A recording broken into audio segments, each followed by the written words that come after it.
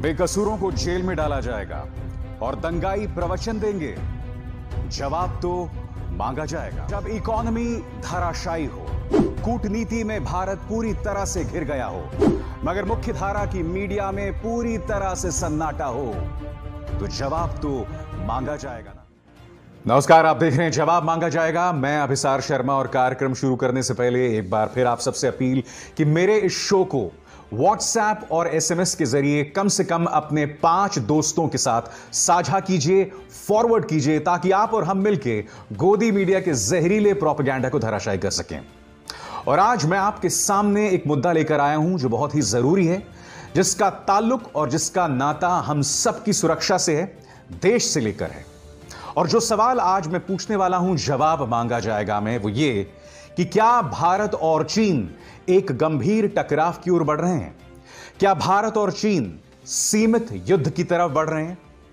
क्या भारत और चीन दक्षिण एशिया में तापमान को बढ़ाने वाले हैं? ये सवाल इसलिए जरूरी हो जाते हैं कि अगर भारत और चीन के बीच फुल ऑन वॉर ना भी हो और सीमित युद्ध भी हो जाए, तो कोरोना काल में भारत पर इसका बहुत ही बुरा असर पड़ने वाला है। और भारत और चीन के बीच हालात क्यों चिंताजनक हैं, यह मैं आपके सामने लाया हूं इन 3 एजेंसीज की रिपोर्ट्स के आधार पर। और ये 3 एजेंसीज कौन सी हैं? इंडिया टुडे, एनडीटीवी और द हिंदू। इन तीनों रिपोर्ट्स के आधार पर मैंने आपके सामने एक रिपोर्ट तैयार की है और वो मैं आपको पेश करूंगा। और यह मुद्दा इसलिए गंभीर है दोस्तों, क्योंकि चीनी सेना लगातार धमकी दे रही है और इसके लिए आपको रुख करना पड़ेगा वहां की सरकारी मीडिया की तरफ। देखिए उनके सरकारी मीडिया का यह पत्रकार किस तरह से धमकी दे रहा है। ये जो वीडियो मैं आपको दिखा रहा हूं इस वक्त, यह वीडियो तिब्बत में शूट किया गया है। और यह वीडियो क्या कहता है मैं आपको पढ़ के सुनाना चाहता हूं। The PLA on Wednesday released a video of Tibet military command's live fire drill on the plateau. PLA also conducted a drill of airborne troops. Yes, these are all aimed at the situation on the China-India border. The Indian army will either stop provoking or be prepared to be defeated. क्या कह रहा है ये सरकारी channel वहां का? या तो भारतीय सेना भड़काना बंद करे या हार के लिए तैयार हो। और आप देख सकते हैं बाकायदा इस वीडियो के जरिए एक जमीन तैयार कर रहा है। आज यह सवाल हमें पूछना बहुत जरूरी हो जाता है कि एक ऐसे वक्त जब पूरी दुनिया कोरोना संकट के जो परिणाम हैं, उसके आफ्टरमाथ है, उसका सामना कर रहा है, तो चीन युद्ध क्यों चाहता है या युद्ध की तरफ, तनाव की तरफ क्यों ढकेल रहा है? कार्यक्रम की शुरुआत में मैंने आपको बताया कि मैं जो आपके सामने आज रिपोर्ट पेश कर रहा हूं जवाब मांगा जाएगा में, उसमें रिपोर्ट्स हैं इन 3 एजेंसीज की तरफ से, एनडीटीवी, इंडिया टुडे और द हिंदू। और इसके आधार पर मैं एक एक करके आपके सामने मुद्दे रखने वाला हूं। मुद्दा नंबर 1 आपकी स्क्रीन पर, हालात खतरनाक मोड़ ले सकते हैं। एक शब्द में ये तीनों एजेंसीज और उनके रिपोर्टर्स कह रहे हैं कि हालात बहुत नाजुक हैं और वो कोई भी मोड़ ले सकते हैं और किसी भी तरह का टकराव कभी भी शुरू हो सकता है। और ऐसा क्यों? दूसरी बात, इस वक्त जो हो रहा है चीनी पक्ष की ओर से, उसके आदेश चीन के टॉप लीडरशिप की तरफ से आ रहे हैं। क्योंकि देखिए, पहले ऐसा लग रहा था कि अगर भारत और चीन में तनाव बना हुआ है तो हो सकता है लोकल कमांडर्स की मर्जी के चलते हुआ नहीं। अब हमारी एजेंसीज ये लगातार दावा कर रही हैं और ये जो मैं आपको जानकारी दे रहा हूं ना, ये जानकारी एनडीटीवी और इंडिया टुडे को सरकार से हासिल हुई है। उस आधार पर मैं आपको बता रहा हूं। जी हां, तो इस वक्त चीन जो लगातार तनाव बनाने की कोशिश कर रहा है, उसे यह हुक्म कहीं और से नहीं बल्कि चाइना की टॉप लीडरशिप की तरफ से आ रहा है। मुद्दा नंबर 3, पैंगोंग सौ के उत्तरी तट की ऊंचाइयों पर भारत का कब्जा हो गया है। फिंगर 4 की ऊंचाइयों पर भारत है, जिसके चलते चीन पर सामरिक बढ़त हो गई है। इस बात की तस्दीक इंडिया टुडे भी कर रहा है, जैसे कि आप शिव अरूर की रिपोर्ट देख सकते हैं। As I had reported on September 2, Indian forces have taken dominant positions in Finger 4 on Pangong North Bank. तो ये बात शिव अरूर भी कह रहे हैं इंडिया टुडे के, और वो बता रहे हैं कि फिंगर 4 की ऊंचाइयों पर इस वक्त भारत का कब्जा है। मगर आपको एक बात पे गौर करना पड़ेगा, इसी साल अप्रैल से पहले हमारी सेना फिंगर 8 तक गश्त लगा लेती थी। यही नहीं, मुझे याद है 2017 की एक रिपोर्ट जिसमें पत्रकार अशरफ वाणी ने फिंगर 7 और फिंगर 8 के बीच में खड़े होकर रिपोर्टिंग की थी। मगर अब फिंगर 5 तक चीन का कब्जा हो गया है, जिसके चलते अब भारत जो है वो फिंगर 4 तक सीमित है। मगर अच्छी खबर यह है कि फिंगर 4 की ऊंचाइयों पर भारत का कब्जा है। अब इसके बाद इस बात पर गौर कीजिए जो बहुत ही चिंताजनक बात है। दोनों सेनाओं के बीच सिर्फ 100 मीटर की दूरी है, कुछ 100 मीटर्स की दूरी है।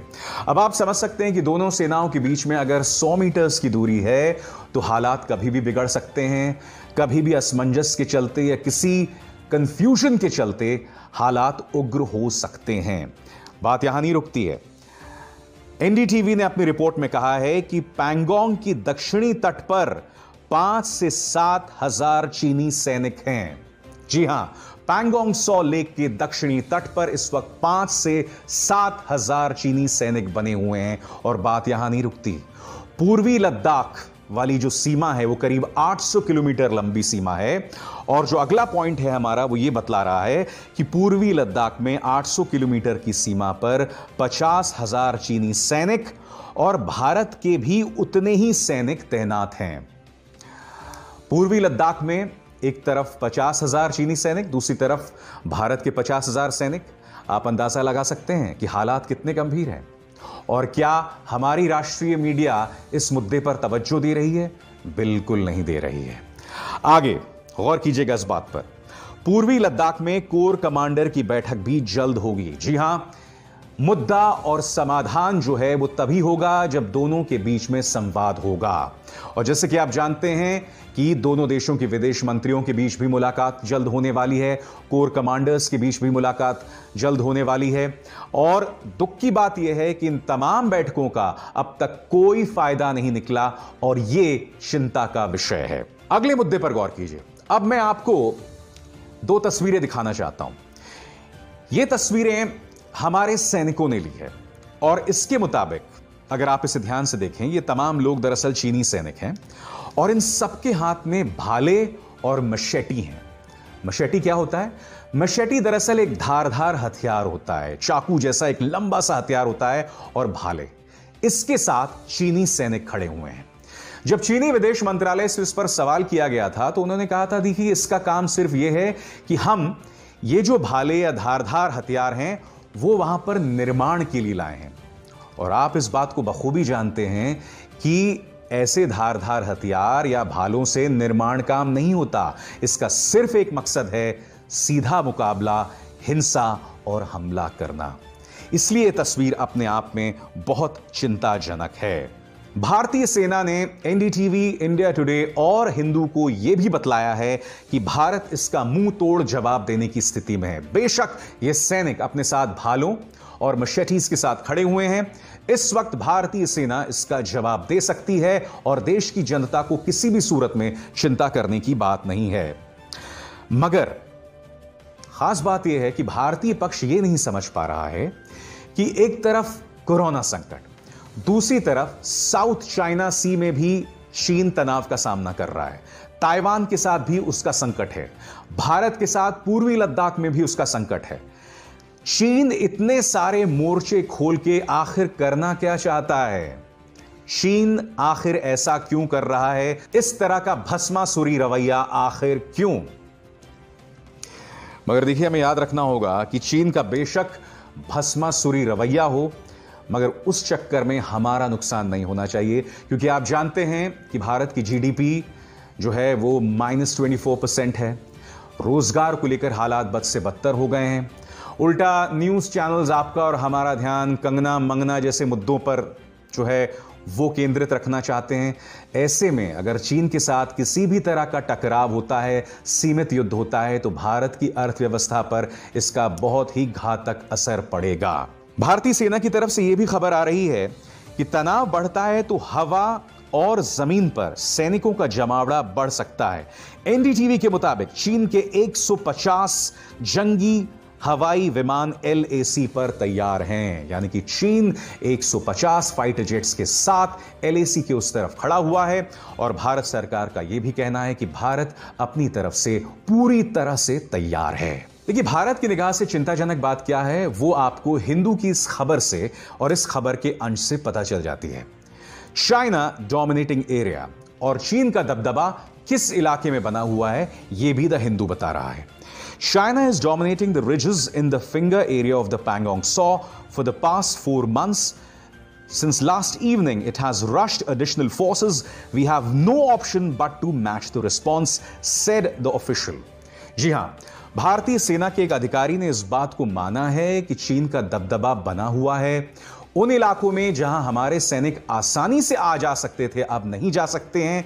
हालांकि मैंने आपको कार्यक्रम की शुरुआत में बताया था कि फिंगर 4 की ऊंचाइयों पर भारत को बढ़त हासिल हो गई है और यह अपने आप में एक सुखद खबर है। दूसरी चिंताजनक बात यह है कि हमारा जो राजनीतिक नेतृत्व है इसमें पूरी तरह से मौन बना हुआ है। मीडिया आपको भ्रमित करता है। मीडिया इस मुद्दे के मर्म तक नहीं पहुंचता। मीडिया जो है अगर इस मुद्दे को उठाता भी है तो उसके जरिए फिजूल का छद्म राष्ट्रवाद जो है वो पैदा करने के लिए, अपनी टीआरपी बढ़ाने के लिए। यही नहीं, कहीं ना कहीं उस छद्म राष्ट्रवाद के जरिए सत्ताधारी भारतीय जनता पार्टी को खुश करने के लिए, उनको फायदा पहुंचाने के लिए। और बात यहां नहीं रुकती। प्रधानमंत्री नरेंद्र मोदी अब भी इस मुद्दे पर खामोश बने हुए हैं। आज तक हमारे 20 सैनिक शहीद हो गए, मगर प्रधानमंत्री नरेंद्र मोदी ने मुंह से चीन शब्द अब तक नहीं कहा, जो अपने आप में रहस्यमय है। देखिए, बहुत आसान है यह कहना कि राहुल गांधी और सोनिया गांधी चीन के एजेंडे पर चल रहे हैं, मगर भारतीय जनता पार्टी के पास जवाब नहीं रह जाता जब उससे यह कहा जाता है कि प्रधानमंत्री नरेंद्र मोदी एकमात्र ऐसे प्रधानमंत्री हैं जो 6 साल में चाइनीज लीडरशिप से एक नहीं बल्कि 18 बार मिले। यही नहीं, मुख्यमंत्री बनने से पहले वो एक नहीं बल्कि 4 बार चीन गए। और जैसे कि आप इस बयान में सुनने वाले हैं, प्रधानमंत्री ये तक कह रहे हैं कि चीन के साथ उनका आत्मीय रिश्ता है। सुनिए। चीन के साथ मेरा निजी रूप से भी एक विशेष नाता है। मैं उसे बहुत गहरा रिश्ता समझता हूं। मेरा जन्म जहां हुआ वो गुजरात प्रदेश का एक छोटा सा गांव वडनगर, वो स्थान है जहां चीन के प्रसिद्ध यात्री शुआनजांग जब भारत आए थे तो मेरे गांव में भी आए थे। और वो संबित पात्रा जो अक्सर उछलते रहते हैं टीवी डिबेट्स में, उन्होंने भी इस भाषण की तहे दिल से तारीफ की थी। क्या कहा था उन्होंने अपने इस ट्वीट के जरिए जो इस वक्त आपके स्क्रीन पर है? ऐतिहासिक भाषण बताया था उन्होंने प्रधानमंत्री नरेंद्र मोदी का और भारत और चीन के रिश्तों की बात की थी।